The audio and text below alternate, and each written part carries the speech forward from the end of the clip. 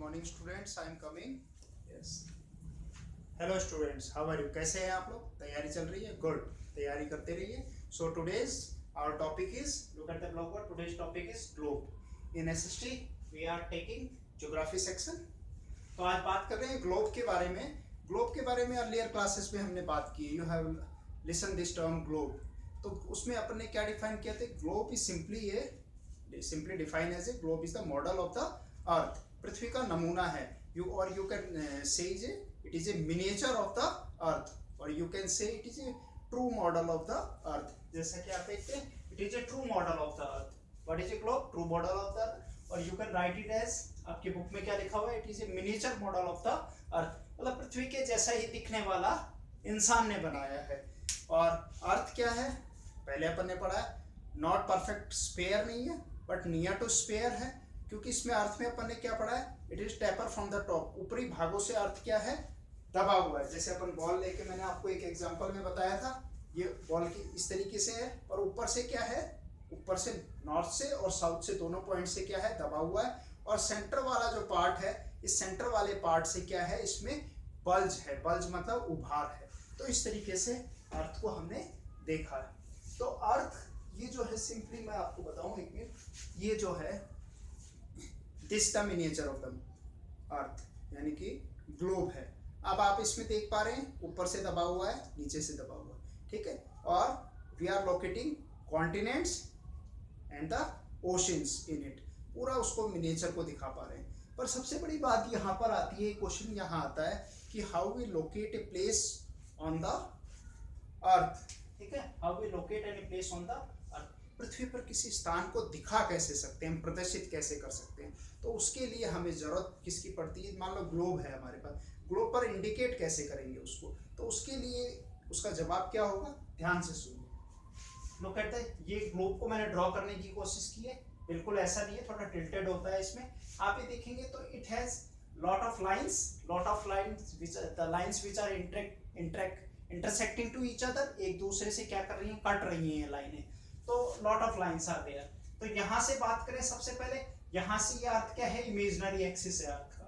इस imaginary axis के इसी पॉइंट पे ये क्या है? This is known as north pole. यहाँ नॉर्थ पोल होता है। और एक इसका ऑपोजिट पोल, क्या ऑपोजिट पॉइंट क्या होता है? This point is known as south pole. इसको सदर्न पोल भी कहा जाता है।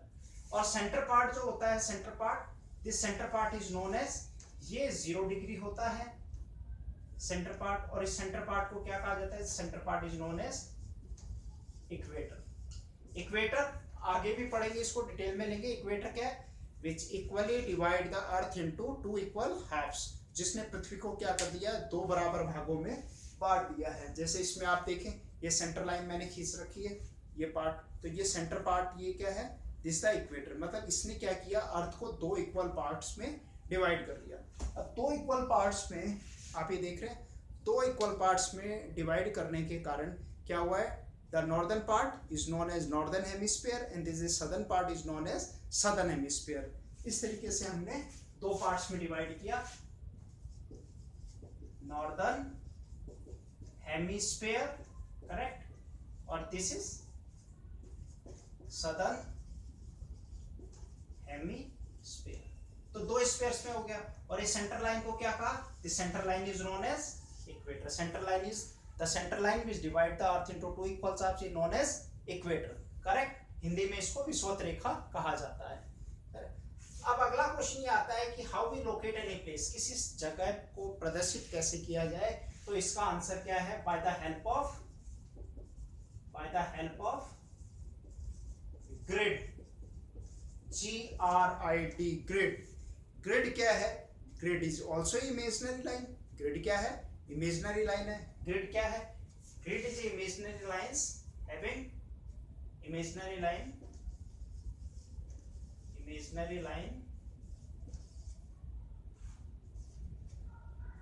बाय इमेजिनरी लाइन, आप इसको ऐसे लिख सकते हैं, इमेजिनरी लाइन वेयर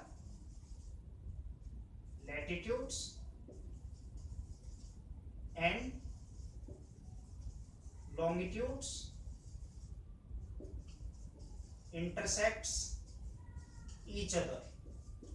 यानी कि जहां पर latitude and longitude, latitude and longitude और आल्सो इमेजिनरी लाइंस।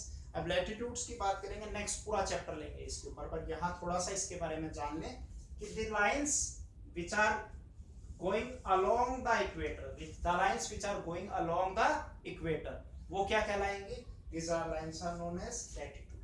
तो ये जो लाइंस हैं जो इक्वेटर के साथ जा रही हैं, ये सारी की सारी क्या है? These all lines are known as latitudes। But the lines which are coming from north pole to and connect to the south pole, but these lines are going along the, किसके साथ चल रही हैं? ये जो लाइन कहलाती है, ये कहलाती है GMT, ग्रीनविच मीन टाइम की। ग्रीनविच लाइन से जहां से क्रॉस आ रही है, इंटरसेक्ट इसके साथ आ रही है अलोंग द ग्रीनविच। तो ये भी क्या है? 0 डिग्री लॉन्गिट्यूड है, ये 0 डिग्री लॉन्गिट्यूड है, और ये क्या है? 0 डिग्री लैटिट्यूड है। तो इन लाइंस के दोनों का जो इंटरसेक्शन पॉइंट्स आप देख रहे हैं कि जहां पर एक लैटिट्यूड जा रहा है और एक लॉन्गिट्यूड आ रहा है, तो ये जो एक इंटरसेक्टिंग पॉइंट है, ये इंटरसेक्टिंग पॉइंट क्या कहलाता है? This intersecting point is known as grid कहते हैं। और इस ग्रिड को ही, on the basis of this grid की हेल्प से ही हम क्या करते हैं? किसी जगह को अर्थ पर, या sorry we can say on the globe, we can plot on the globe, उस पर इंडिकेट कर सकते हैं by the help of grid. पर क्वेश्चन यहाँ एक और चीज आती है कि ग्लोब जो है, ग्लोब पे हर चीज को हम नहीं कर सकते। आप इंडिया उसमें देख सकते हैं, इंडिया को आप देख सकते हैं, कॉन्टिनेंट्स को आप देख सकते हैं, देख रहे हैं कॉन्टिनेंट्स आपको दिख रहा है, इंडिया भी इसमें दिख रहा है आपको, ये इंडिया दिख रहा है। बट आप इसमें आइडेंटिफाई करना चाहें कि where Jaipur is located, where Delhi is located, where Kolkata is located, तो छोटी जगह को ढूंढ पाना मुश्किल है। इसलिए क्या किया? That's why by the help of cartography, by the help of cartography एक चीज है, तो अपन ने क्या किया? By the help of cartography. Cartography क्या है? साइंस ऑफ मैप, ठीक है। Science of map is known as cartography. कि मैप बनाने की जो कला है वो मानचित्र कला या कार्टोग्राफी कहलाती है। तो यहाँ पर ग्लोब को रिप्लेस किया गया, किससे? ग्लोब को रिप्लेस किया गया bye the help of map, map से रिप्लेस कर दिया गया, क्योंकि ग्लोब को बड़ा हो सकता है। अब आप मैं देख रहे मेरे पास छोटा ग्लोब है, एक बड़ा ग्लोब हो सकता है, कितने बड़े ग्लोब बनाएंगे? तो ग्लोब इतने बड़े बना तो सकते हैं, पर how we can it is feasible to carry that, उनको ले जा थोड़ी सकते हैं, एक स्थान से नहीं ले जा सकते।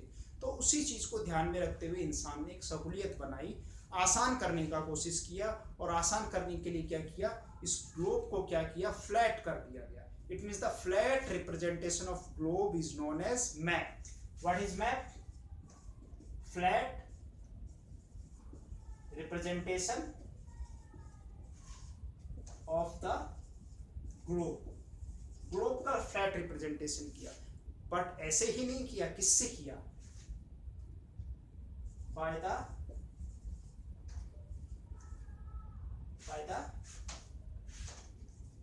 Help of cartography. तो कार्टोग्राफी में क्या किया? कार्टोग्राफी में क्या होता है? ग्रिड्स होते हैं, इसमें ग्रिड्स अपन ने पढ़ा, ग्रिड है। तो ग्रिड क्या है? Latitude plus longitude. इन दोनों लाइन को, मान लो एक लाइन ये लैटिट्यूड जा रही है और एक लाइन ऊपर से आ रही है लॉन्गिट्यूड जा रही है, तो इट मींस ये जो पॉइंट हो गया, इट मींस ये जो पॉइंट आया, it means intersecting point where latitude and the longitude meets. तो ये क्या कहलाएगा? This is known as grid, ये ग्रिड कहलाएगा। तो किसी भी चीज को हम ग्रिड में इंडिकेट कर सकते हैं। जिस तरीके से यहाँ एक ग्रिड बनाकर आप क्या कर सकते हैं? इंडिया को ड्रॉ कर सकते हैं। कोई भी एक ग्रिड बने जहां लैटिट्यूड, ये लैटिट्यूड चला गया, ये ऊपर से लॉन्गिट्यूड आ गया, तो इस जगह पे अपन क्या कर सकते हैं? किसी भी जगह को, किसी भी चीज को क्या कर सकते हैं? ड्रॉ करके बता सकते हैं, इंडिकेट कर सकते हैं। तो ये आज हमने जाना ग्लोब के बारे में और क्या इसकी इंपॉर्टेंस है। इसी तरीके से जुड़े रहिए। आज के लिए धन्यवाद। जय हिंद, नमस्कार।